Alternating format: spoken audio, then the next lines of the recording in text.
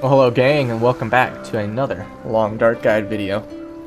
In this video, we'll be discussing a much requested topic, beachcombing. Sadly enough, there's precious little in the way of information and guides on the subject, and a lot of conjecture and misinformation. I figured now is as good a time as any to address this and make a guide discussing beachcombing. Without further ado, let's jump right in. Beachcombing is a mechanic in the Long Dark that I've touched on in previous videos, whereby you can get resources that would otherwise be non-renewable. Beachcombing would at first glance appear to be an overpowered mechanic, granting the player access to a lot of resources that the game otherwise forces you to conserve. However, beachcombing is a lot more nuanced, requiring the player to risk falling into the water, which carries its own risks. First, let's discuss what is available via beachcombing. You can find any manner of items from pry bars, all kinds of fuel except coal, cloth, scrap metal, fish, painkillers, different types of clothing, ammunition for both guns, flare shells, broken and whole arrows, cured and uncured saplings, bandages, cattail stalks and heads, birch bark, improvised knives, old man's beard lichen, and antibiotics. It's also possible but pretty rare to find some different processed foods as well, sometimes sardines. The frequency upon which items wash up is affected by experience mode, so those at the higher end of the spectrum will find less quantity of items, and the rarer items further and fewer between. Beachcombing can be done at the following regions: Coastal Highway, Desolation Point, and Crumbling Highway between the two previous regions. It's a bit of a transition region rather than its own dedicated region. Now, let's discuss how to beachcomb. Firstly, make sure you are well rested and have plenty of spare weight capacity for carrying items. This is by far the most important step for successful beachcombing. If you are tired or overweight, you won't move as fast and run higher risks of falling in. Secondly, make sure you don't have any smelly items on you. If you do, you'll be attracting predators to you while you have fun on the coast. This is problematic as you basically only have one route of escape and the predators will be approaching from that side.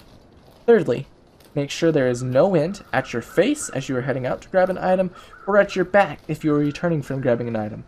This is probably one of the most crucial steps, as wind slows you down, so the only acceptable angle is directly perpendicular to the angle of which you are moving, so from your left side or your right side, while you are beachcombing. If it's from the front or back, it'll slow you down. From the side, it's basically a non-issue. Now that we've made sure we've met those conditions, it's time to actually get down to business. First, locate an item and see if it's something you want to grab. Second, walk forward just until you find where the weak ice is, and then back off of it. Now, from this point, there are two methods of beachcombing.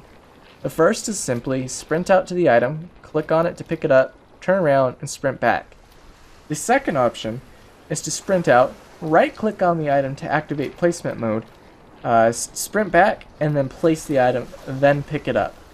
The thought process for the second method is you only have to click once to acquire the item in item placement mode, and because of how it works, it can be a bit more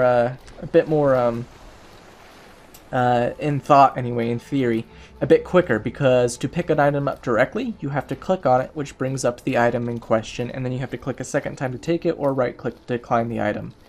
If you just right-click as you come across the item and hover your cursor over it, it enters placement mode. And then you can just sprint back without having clicked a second time.